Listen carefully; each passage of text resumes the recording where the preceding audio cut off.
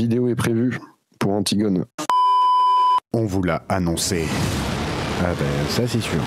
Vous l'avez attendu. Pas tellement, non? Vous en avez rêvé. Mais pas du tout. Elle est enfin là. Mais de quoi il parle là? La vidéo sur Antigone. Ah, ok.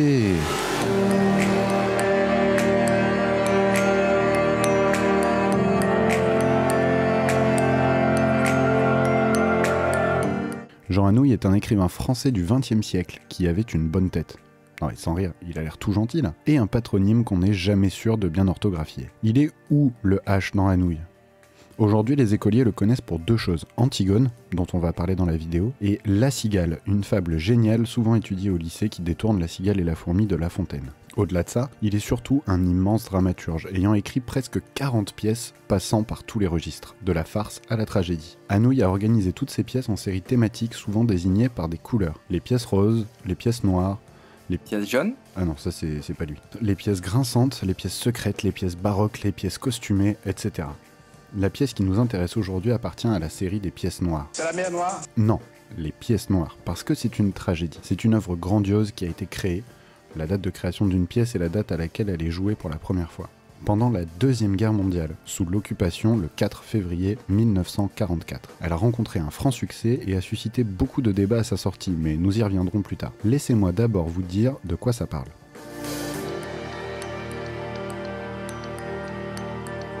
La pièce commence par une intervention du chœur, appelée prologue au début de l'œuvre, pendant que tous les autres personnages sont sur scène en silence. Le chœur est à l'origine dans les pièces de la Grèce antique un groupe de comédiens qui fait plus ou moins office de narrateur. Tous les acteurs qui composent le chœur parlent en même temps et ont en quelque sorte un rôle de voix off. Anouilh reprend le principe du chœur grec, mais il est ici incarné par un seul comédien qui, dès son entrée en scène donc, spoile complètement la pièce en la jouant comme Gad Elmaleh dans le sketch sur les avions. Peut-être tu vas mourir, l'autre aussi, moi je vais rester. Il nous balance dans les 3 premières minutes qui va mourir et qui va survivre. La liste est nettement plus courte pour ceux qui vont survivre. C'est une tragédie. Pourquoi fait-il ça du coup? Pour 2 raisons. La première, c'est que la fin importe peu dans une tragédie.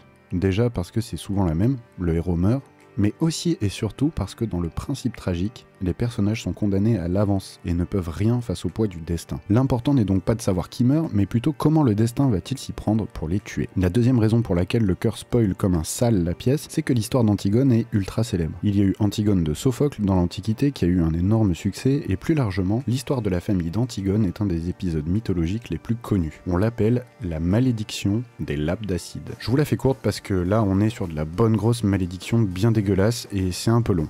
Je vous conseille cette vidéo de Max Bird, que vous verrez en fiche, et qui raconte en détail et d'une manière assez drôle l'histoire d'Œdipe, le père d'Antigone. Parce que oui, c'est de lui que part la malédiction. À sa naissance, l'oracle de Delphes annonce à ses parents, Laios et Jocaste, roi et reine de Thèbes, que le nouveau-né tuera son père et épousera sa mère, d'où l'histoire du complexe d'Œdipe théorisé par Freud. Abandonné par ses parents pour éviter l'accomplissement de la prédiction, Œdipe va être élevé par des parents adoptifs qu'il fuira une fois adulte quand il découvrira la malédiction qui plane au-dessus de lui. Évidemment, par un concours de circonstances, il tue Laios, sans savoir que c'est son père, puis délivre la ville de Thèbes en répondant correctement à l'énigme du Sphinx, un monstre qui terrorisait la ville. Il devient un héros, et on lui propose d'épouser la reine pour devenir roi. Oui, si vous avez bien suivi, le roi c'était Laios, qu'Œdipe a déjà buté, donc il occupe le trône vide en épousant sa propre mère. Comme quoi, on peut être vieille, aimer le pouvoir et les petits jeunes. Là ça devient un peu crade, mais c'est important, et je préviens que toute forme de blague sur les habitants du nord de la France en général sera interdite dans les commentaires. Œdipe et Jocaste vont avoir 4 enfants.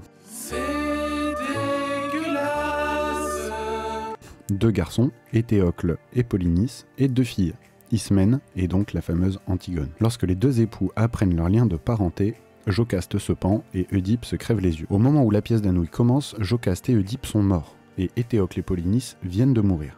Ils se sont entretués pour régner après le départ de leur père. Donc c'est Créon, le frère de Jocaste, qui règne. Il ordonne d'enterrer avec les honneurs Éthéocle et considère que Polynice était un traître. Alors il le laisse pourrir devant les murs de la ville pour que ça sente bien fort le cadavre et que tout le monde se rappelle qui est le patron. Antigone va décider d'enterrer son frère malgré l'interdiction de Créon.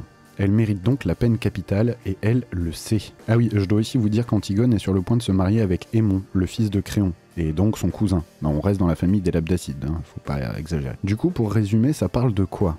Eh bien, c'est l'histoire des derniers instants d'Antigone qui va enterrer son frère, et de Créon qui va essayer de la convaincre de vivre, mais en vain. La pièce est en gros un grand débat entre Créon, qui veut sauver sa nièce et future belle-fille, et Antigone, qui refuse toutes sortes de compromissions. La pièce d'origine de Sophocle nous parlait de l'opposition entre loi naturelle et loi positive. L'Antigone d'Anouilh parle davantage en réalité d'une opposition entre l'âge adulte et l'enfance, entre le principe de réalisme politique et celui de la pureté absolue.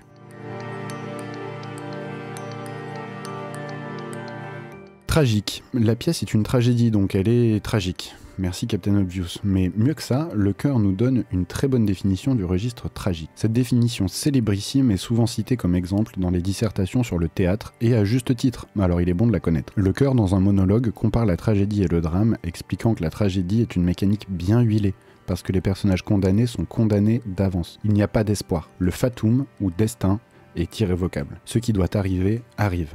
C'est évidemment bien mieux dit dans la pièce, mais pour le découvrir, il faudra la lire. Touchant. En bonne tragédie, Antigone nous présente des personnages très éloignés de nous à tous les niveaux. Cependant, et c'est un beau tour de force d'Anouilh, ils deviennent sur scène accessibles. Deux principes créent cette impression. D'abord les anachronismes. Que ce soit dans les décors, les costumes ou les références qu'on trouve dans les répliques, la pièce est résolument moderne et donc plus proche de nous. Le deuxième élément, c'est la multitude de scènes touchantes que l'on découvre au fil des scènes. L'échange entre Antigone et sa nounou au début, ou celui entre Antigone et le garde au moment d'écrire sa lettre pour Raymond, sont émouvants et touchants.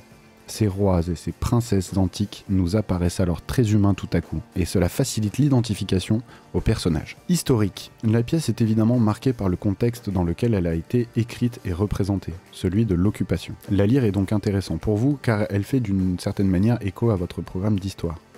Écoutez ce qu'expliquait Anouilh à propos de sa pièce. L'Antigone de Sophocle, lue et relue et que je connaissais par cœur depuis toujours, a été un choc soudain pour moi pendant la guerre. Le jour des petites affiches au rouge.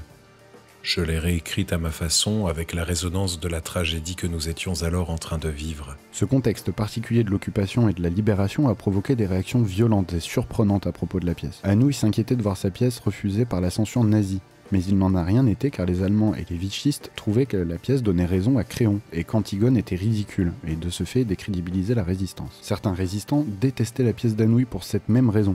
André Breton écrira même qu'elle est une pièce ignoble, œuvre d'un Waffen-SS. D'autres ont évidemment porté au nu Antigone, considérant que la pièce soutenait implicitement la résistance. Tout cela nous montre que l'œuvre, malgré son contexte, est intemporelle. Et si chacun y a vu ce qu'il voulait y voir, c'est qu'elle nous invite avant tout à nous questionner sur la politique, le compromis, la résistance, la morale, le devoir et la liberté.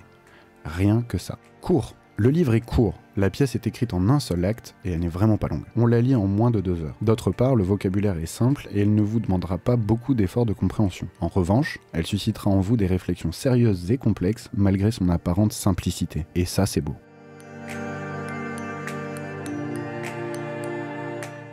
Il n'existe de mémoire, pour des questions de droit, qu'une seule édition d'Antigone qui n'est pas donnée, mais comme la pièce est étudiée dans tous les établissements de l'Hexagone, il n'est pas difficile de s'en procurer un exemplaire d'occasion à moindre prix. Je vous encourage par ailleurs à regarder la pièce, puisque le théâtre est fait pour être joué, pas pour être lu. Donc n'hésitez pas à regarder la pièce. Je vous encourage évidemment à vous rendre dans un vrai théâtre, ou bien à vous procurer la pièce légalement. Mais vous trouverez sur YouTube sans beaucoup chercher la pièce en intégralité, mise en scène par Nicolas Briançon, avec Barbara Schultz dans le rôle titre. Cette version est très bien et très intéressante, donc foncez la voir.